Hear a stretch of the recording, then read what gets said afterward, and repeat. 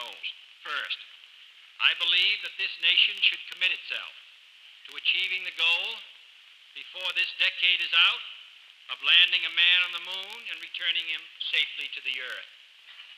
No single space project in this period will be more impressive to mankind or more important for the long-range exploration of space, and none will be so difficult or expensive to accomplish. We propose to accelerate the development of the appropriate lunar spacecraft. We propose to develop alternate liquid and solid fuel boosters, much larger than any now being developed, until certain which is superior. We propose additional funds for other engine development and for unmanned explorations which are particularly important for one purpose which this nation will never overlook: the survival of the man who first makes this. uwo akaba ari uwahoze ari perezida wa leta zunze ubumwe za amerika John F. Kennedy.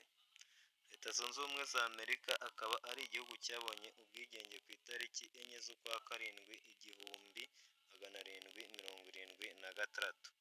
Akaba ari itariki imwe n'u Rwanda rwibohoreyeho, dore ko rwo rwibohoye ku itariki 4 y'ukwa karindwi 1994, rwibohoye ingoma ya emerenide. Naho leta zunze ubumwe za amerika zikaba zarabonye ubwigenge zibuvanye ku bwami bw'ubwongereza. Imyaka 247, abaperezida 46 ndetse n'abavisi perezida 49.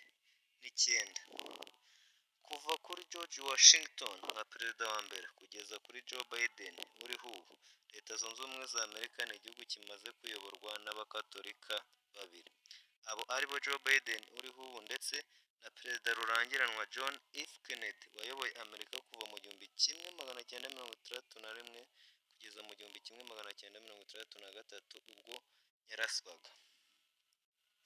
Iki ni igihugu kiri mu bihugu 10 bituwe n'abakatolika benshi, dore ko gituwe n'abakatolika bangana na miliyoni 62, bingana na 18.7% by'abaturage bose, dore ko batuwe na miliyoni 340. Mbese biterwa n'iki kugira ngo leta zunze ubumwe za amerika zitoborwa n'abakatolika?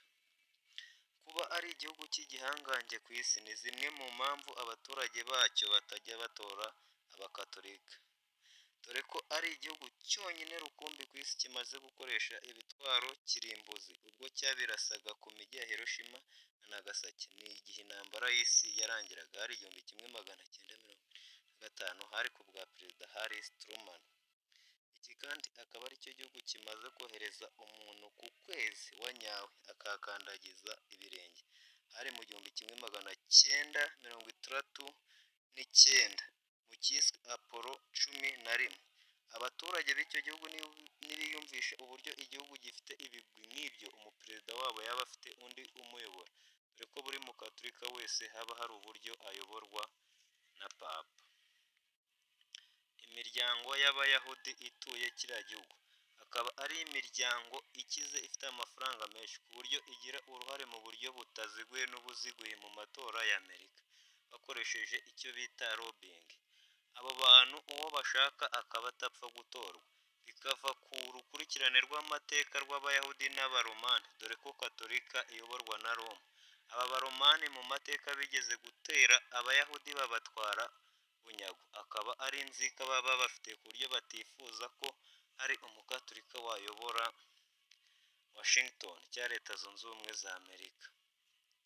Hari ukuba hari igihugu gifite abaturage bakunda ubwigenge nko kuryamana kw'abahuje ibitsina, gushyingirana ndetse no guhuhura umuntu umerewe nabi mu gihe arwaye. Nyamara kiliziya katolika yo ikaba itabyemera, dore ko muri 2020 musenyeri umwe cyangwa se abakatolika basabiye uwari perezidante wabo w'inteko ishinga amategeko Nancy Pelosi guhagarikirwa amasakaramentu. Naho ibyo bidahagije na perezida wabo Joe Biden nawe akaba yaraje gusabirwa guhagarikirwa amasakaramentu.